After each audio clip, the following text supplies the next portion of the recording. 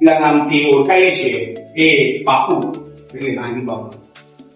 ગાંધી બાપુને હંમેશા ચિંતાઓ થતી બીજું કહો કે બધું વિકસી રહ્યું છે, અર્બન ડેવલપમેન્ટ થઈ રહ્યો છે, ડગલે ને પગલે વિકાસ થઈ રહ્યો છે, પણ મારું ગામડું ક્યાંક પછાત રહી ગયું છે.